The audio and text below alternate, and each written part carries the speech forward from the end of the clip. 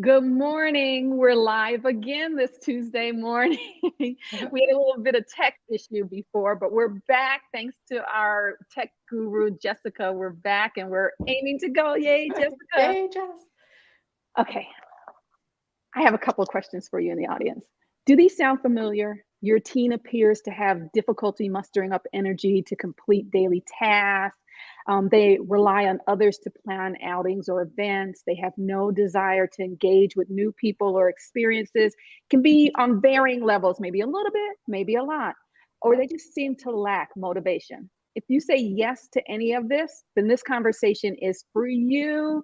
We're talking with Aimee this morning. She's the owner of Best in You Coaching, and she's going to help us figure out how to help boost our teens' motivation. Welcome, Aimee. Thanks so much for having me. I'm really excited to be here. We're excited to have you, and I know that this is an important topic for a lot of adults out there who are working with teens. Yep. Before we jump into it, I want to remind people that if you have questions or comments for Aimee, just put them in the comment section. I will be searching there for that information, and Aimee will address them live on air. Thank you, Aimee. We really appreciate your presence today. Thank you. Why don't you tell us just a little bit about yourself and your coaching business, and then we'll jump right into motivation. Sure. So I'm a certified life coach, and I coach teens and young adults. Originally, I started out coaching adults, and it was so eye-opening to see how much and how long they struggled, and just through coaching, how empowering it was for them and how they could just change so many thoughts and feelings and their actions and just empower themselves. And so I just thought to myself, wow, if I could empower teens this way before they get full on into adulthood, like how awesome would that be for them, that they wouldn't have to struggle for years and decades and just learn the tools that would be so helpful for them to navigate life easier. And so my heart just kept calling to teens. And so I finally just kind of, revamped and restructured and went towards teens. And so that's who I coach now, because I'm just so passionate about helping them. They're so smart, and they're just, they've had, especially the last 2 years, just such a hard time. And so, so my heart is just so into, helping them learn how to navigate life easier, giving them the tools they need. Oh, thank you. And you're going to give us the tools we have to help them in a particular way. I love that idea that you were coaching adults, and then you're like, if I can just catch some of these things a little earlier, then they won't have to come to someone like me later. Right. Exactly. Okay, let's talk about motivation. Can you define motivation for us, please? Sure. So it's the general desire or willingness to do something. So it's very simple, but yet it really is a big deal for teens. And there's really two kinds of motivation. So there's external motivation, which is, for teens, it's money, right? That's how we get them to do their chores, or that's how they're motivated, at least. But, awards, any kind of recognition, there's so many external things that, and I think that's a lot of times what can be more motivating is the external things, is what are we going to get from it, right? And so what I focus on with the teens is more of the internal stuff. And that's, feeling joy, happiness, at peace, calmness, really feeling that inner self awareness and just self-development, to where that building that self-confidence. And so I really work with them on more of the internal things, because believe it or not, 80%, and this is so fascinating for people to learn this, but 80% of success is actually in our own mind. And so realizing that the other 20% really just comes from skill and strategy. And that's where we place a lot of the focus, especially as parents and, everybody that is in the teen's life is looking at, well, what are you doing, skill-wise, academically, and really 80% of success is how you think in your mind and what the thoughts you tell yourself. So that's where, really the focus is when we work with motivation. I love that 80% is in your mind, and then we hear varying percentages of how much is showing up. Yes. So Yes. it's less and less about skill and strategy, although you still need those. Yes, you still need them, but that's what we seem to focus on the most. And it's really, your mindset and what the thoughts you tell yourself, and that self-development, self-confidence. Now, what causes teens to feel unmotivated? We hear from parents a lot, especially in our chat groups and stuff. They just don't see a drive in their teen. And it doesn't matter the academic level of the teen or the economic level of the teen. You hear it from all kinds of families. What causes them? Yeah. And this is why this is like such a hot topic. And I enjoy, teaching people about it, especially the teens, because they're, once they see it, they're so like, oh, the light bulb goes on, right? And so, there's three big things that teens, there's a lot of things that motivate us, but there's three real things that hold us back from being motivated. And so I'll go into depth on, the three of them a little bit. So the first one is fear. And this is the big one. This is in the mind, right? And so a lot of times, we're in our heads all day long, and this is for everybody, not just teens, but, especially for teens, because their brain is still developing. But we always have, that voice that talks to us, that inner voice that tells us we're not enough. We're not smart enough, we're not athletic enough, whatever it is. And so it keeps us in fear. And so our normal response is through that flight or fight response. So it's just natural that we're gonna run away from pain, right? More mental pain, even physical pain, but mental pain, right? And that we're gonna run towards something that is pleasurable. And so this is, why teens are unmotivated, because they don't want to do a lot of things, or, they in their head, I don't want to, I hear all the time, I don't like math, right? Or I'm not good at math, or, and it's that they're struggling with math. They don't know how to say it. They just say, I don't like it, right? And so they're running away from the pain.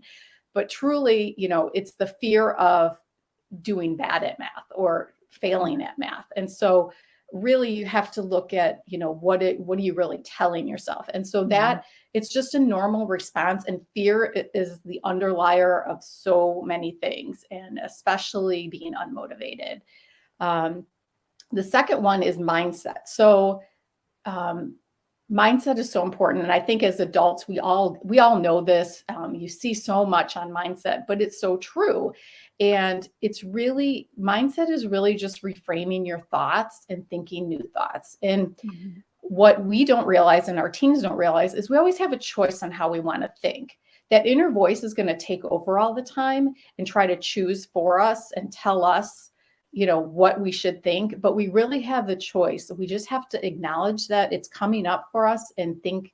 Now that we know that little inner voice talks to us all day long, tells us stories, we have to just acknowledge it and say, okay, that is not true, or how would I want to think differently about this? So it's really reframing your thoughts and having a different mindset around things. So, for the math thing, you might say, well, it's not that I'm not good at math, I'm just struggling at math. And so maybe I need a tutor. Or so looking at things differently, instead of saying, I hate math, and then not doing your math because you're avoiding it, and because, you're not motivated because it's out of fear. So, so really that mindset is so important. And then the third one, that's a big one, is, just feeling overwhelmed. When we feel overwhelmed, we shut down, right? Yeah. We don't want to do it because we're just like, we don't even know where to begin, right? It's just too much. And especially for our teens, they are bombarded every day with so much stuff, electronically, teachers, parents, all the sport, like they're just in the thick of it, and they have a lot coming at them. So the overwhelm, is just, it just can overcome, overtake you and be so stressful, right? And so the two things that I teach the teens is kind of what Nike says, just do it. And it sounds so simple and easy, and it really is. But whenever you're just taking like that one step to make forward progress, you're doing it. And so you're moving forward. Anytime you're moving forward, anytime your teen is moving forward, you're making progress, and that's going to make you feel better, even if it's small. And so just do it. And then I love Mel Robbins. A lot of people, us adults, know Mel Robbins. And so the teens don't know it as much, but I teach them. She has a book, The 5-Second Rule. And so what it is, the concept is your brain doesn't have enough time to talk you out of it if you just go 5, 4, 3, 2, 1 and do it, right? And go. And so this is magical for teens. So share this with your teens for sure. They just love it because it gets them out of bed, it gets them exercising, it gets them doing math, whatever. When they're in their head, they're just 5, 4, 3, 2, 1, but you have to go and do it. That's the thing. You can't procrastinate, or your mind, that inner voice is going to talk you out of it, right? And so it's so important just to, when you get to the one, just go do it. If you're exercising, go put those shoes on, start your math homework, whatever it is. So I love that. 5, 4, 3, 2, 1, just do it, even if it's small. Yes. And that'll help move it forward, right? Yeah, absolutely. And then if you give yourself credit for doing the small thing, like I notice with teens, they'll say, well, but I only got, I don't know, let's say that we wanted them to run track. And they're like, yeah, but I came in next to last, but you did it this time. And next time you'll come in third to last, maybe, or maybe not, but you did it. Like, give yourself credit for doing it, because originally you weren't going to do it. Yes. And this is so important. As parents, we focus on the results so much. And even as just humans, we always like the result. Like, what did you get in math today? What did you get in, what did you get on your test? And so what we really want to do, and what's very helpful for us and for our teens, is to focus on the action, right? Focus on the doing part. Like, what are they doing to get there? Or what are the actions? Focus on that. Ask questions around that instead of, what'd you get on your test? What kind of questions were on your test? Or what, be more curious about the actual doing part. Thank you. That's really helpful. I especially like, I want to remind parents, anybody watching, that you can put your questions or comments in the comment section and Aimee will answer them. I love how you said about mindset when we're reframing our thoughts, not just to tell ourselves it's not true, because we really believe it's true, but to ask yourself, how would I think differently? Yeah. I think that's important. It's nuanced, but it really changes your internal dialogue, right? How would I think differently? Yep. And that's what a lot of the coaching is getting to train your mind to think differently, right? And to, because that inner voice talks to us all day long, and it just tells us story after story after story that's not true.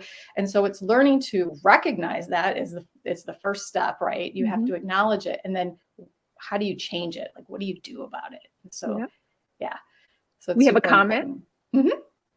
Dee has a comment. She says, be more curious about the doing. She really liked that. Yes. Yes. It's because, and that's what puts the stress on teenagers. They're so worried about impressing us and making us happy and getting that good grade. And that's where their stress and pressure comes in.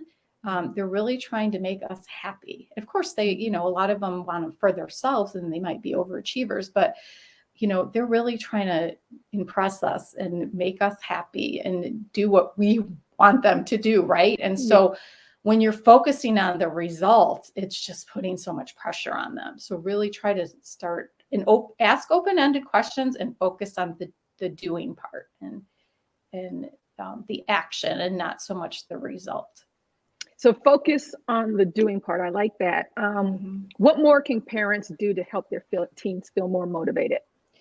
Yeah. And so the 3 things I talked about are huge. But just in general, if your teen is feeling unmotivated, they don't want to hear, any negative stuff coming from parents. And we tend to do that, right? We tend to nag on them like, you know, you need to do this.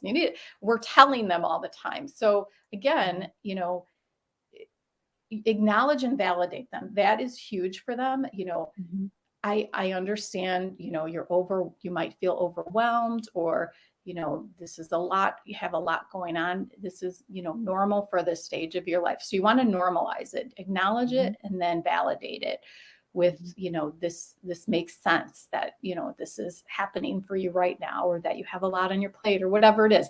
And so just letting them know you understand and opening a conversation, that's the biggest thing, is communication. So when we're telling all the time, we're shutting them down, right? We're not letting them talk. We're just, you know, throwing stuff at them. So to make them feel motivated, you want to build their confidence and let them make choices for themselves. Have them start making choices.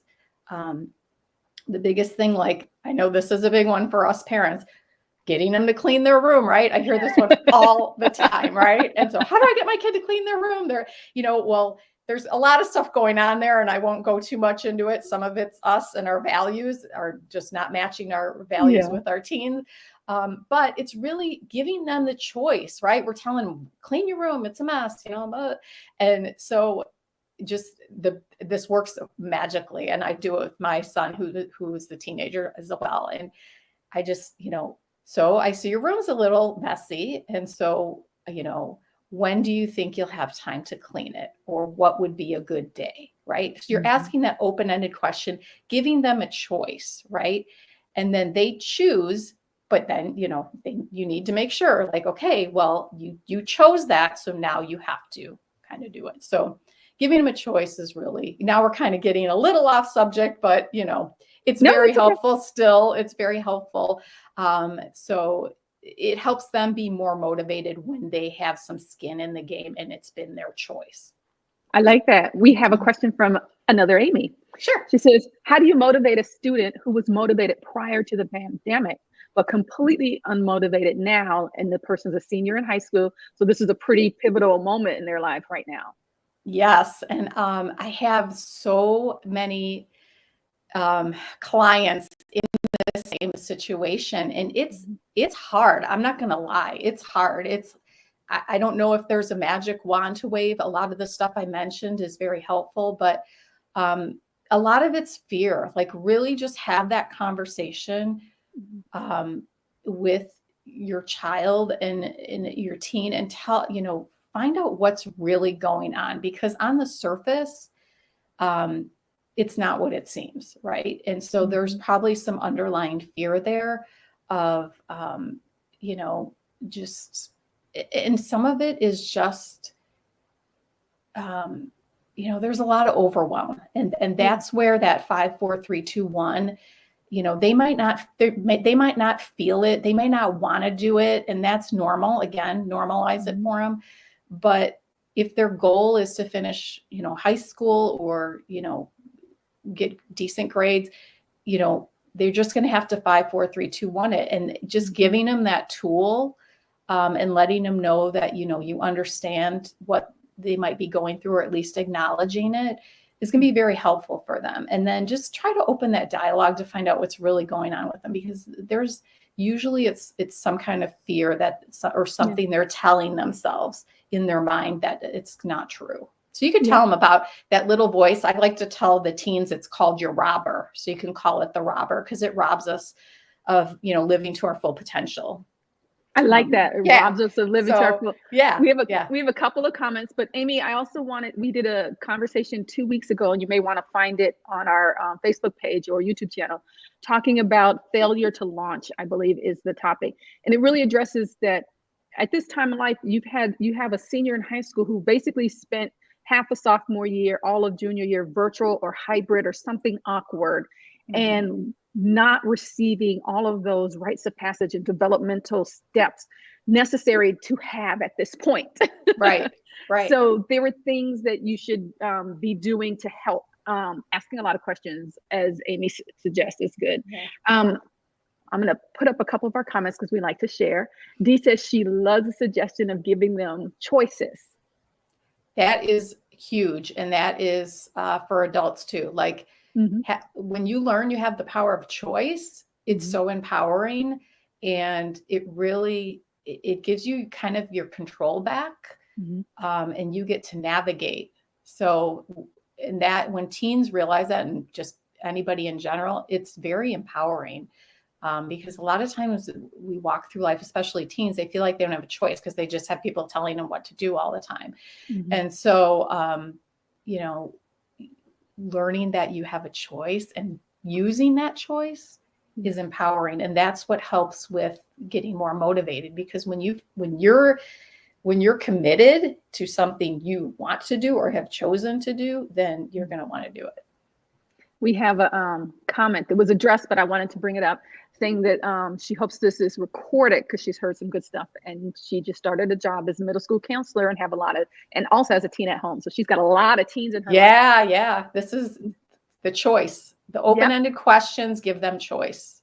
Not only is it recorded, and thanks for asking, but you can share the link. So you can, whether it's YouTube or Facebook or Twitter, you can share the links with your community. It sounds like you have a large community of families with teens, and help them with this information. You don't have to take notes and type it up. You can just share the link. Yeah. Simple. Okay. Are there any more things that parents should be doing to help motivate their teens? I really covered a lot of them. Yeah. It's really opening that conversation. And once you Mhm. start giving them choice, I'm Mhm. telling you, it's like a magic wand. Once you start giving them choice, they're going to feel more empowered, and you're going to see a change in them. Mhm. I started doing it with my teen, and it was like instantaneous. All of a sudden he Mhm. was talking to me more and more receptive, and taking power for, taking control over his own things. And, Mhm. and the magical part for us parents is that we don't have to nag them anymore. you Yeah. know, and that's the thing. They're growing older. So you want to have conversations with them, instead of telling them what to do or doing everything for them, right? You want to empower them. And so that's the biggest thing really I want to, leave you all with is, giving them that choice. I have some questions here from outside of this conversation, and Mm-hmm. parents are asking. I've just jotted down the buzzwords. You know, they have a procrastinator, or a child who seems to have low self-esteem, or one who is hesitant to start, but once they start, they're okay. Are all of these lack of motivation? Can they all be addressed the same way, or are these different issues that parents should micro focus on? Yeah, very, very great question. Okay. Procrastination, it's all the same. Fear. It's all Mhm. fear-based.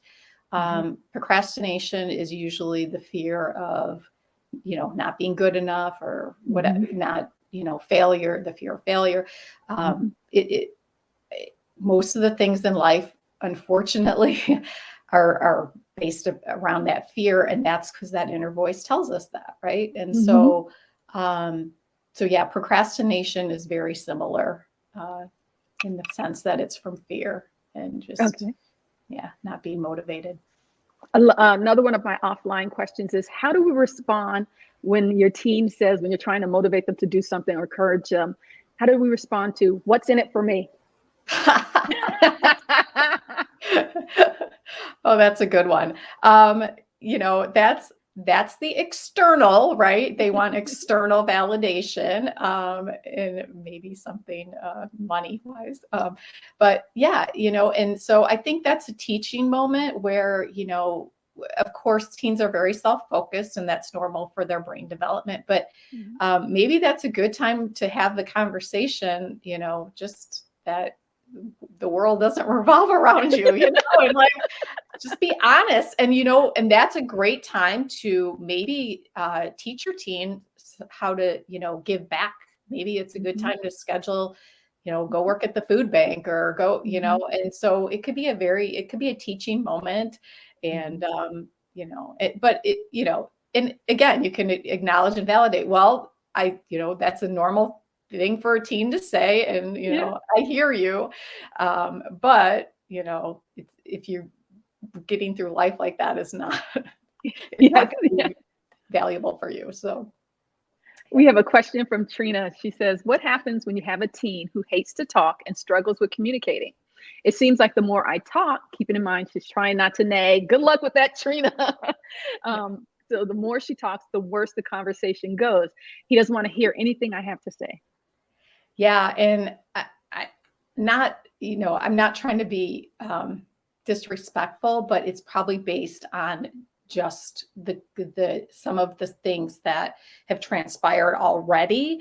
And so if you start changing that narrative, like I said, and doing those open-ended questions and giving more choice, see if that helps, because that's a big one. It seems really simple, but for your teen, it's a big deal when you start giving them more choice. And honestly, teens, part of it's normal. Teens just don't want to be around us and don't want to talk to us, right? And think back to when you were a teen. I mean, you wanted your own space and stuff. So some of it's normal, and some of it might be, just based on us parenting. It's what your experience is normal. And that's where I didn't mean any disrespect. It's just normal because we've told them everything, up to this point. And then they get to a teen and we just keep doing it. Because when they're little, they need it, right? They need guidance. But now they feel like independent, so they don't want our guidance. And so that's where, when you give them choice and kind of just, ask those open-ended questions, you'll see a switch, hopefully. Yeah. And I know for some parents, the choice option seems aspirational, but I'll tell you, I've used it with teens in my house. And the thing about choice is there are consequences, positive and negative. And what better time for a human being to learn it than when they're in the safety of their home, especially if they're negative. Now, I'm not talking about anything very dangerous or something, but start giving them choices, and you'll be surprised that most of the time they rise to and above your expectation. But they're humans, and they're humans whose brains aren't fully developed. So sometimes they're not going to. You should be prepared for that too. Well, and here's the thing. And if they do fail, don't jump in. It's, I won't go into this, but for some reason, our generation has become helicopter parents. And I can fit into that category, as well, till I learn new techniques. But, don't fix stuff for them. Let them try to fix stuff on their own, obviously, within reason. But, it's really important for them to start taking responsibility, and it's okay to fail. Let them know it's okay to fail. Yeah. That's how we learn, Yeah. So that's give them choice and responsibility. If there's one takeaway that our audience has from this conversation, Aimee, what do you think it is? Oh, what do I think it is? Yes. Or should be. Should be is, overall, and this covers a lot of stuff, not just the motivation, but again, it's that power of choice for them. I can't tell you what a game changer that is, and how effective that will be for your relationship with them. And relieve everybody's stress. Relieving everyone's stress is a good thing. Stress. Yes. That's a goal. Yes. My one takeaway is that we should, with the open-ended questions, we should be asking them, because often when we see lack of motivation, we're in our heads, like, what could it be? Is it this? Is it that? We're talking to other adults. It must be this. It must be that. In my day, it was this. It was that. And sometimes if you just ask them, it'll be something else, something that you may or may not be able to affect, but then at least you'll have the answer and they will have felt heard. Right. And ask them what they're feeling. Because if they're in their head, they're in their thoughts. So ask them what they're feeling, and because we don't ask them often what they're feeling. Right. So. It's true. It's true. Aimee has an offer for the audience, and I'm going to let her present it to you so that I don't mess it up. Okay. So I don't even remember what it was. Did I tell you? You did. You asked. Okay. I know it was so long ago. Okay. Help me out. Help a sister out here. If they go to your website and enter their email address. Yes. Okay.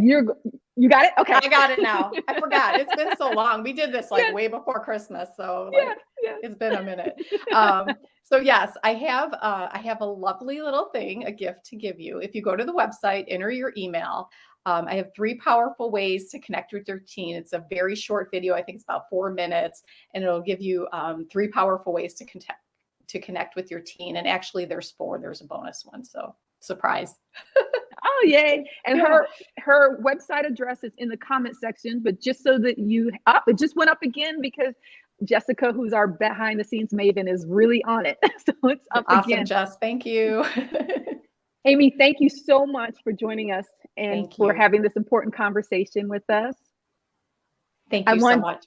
Thank you to everybody who hung in there because we got a late start and that's why we have a late end today. I want to remind you that tomorrow at 10:30, it's Coffee with Jen and Sharon, where they will pick an important or fun parenting issue or tip of the day and talk to you about that. So bring your warm, hot beverage and discuss with them. 10:30 a.m. Eastern time, same place where you are today. Thanks a lot. Thank you. Good luck motivating your team.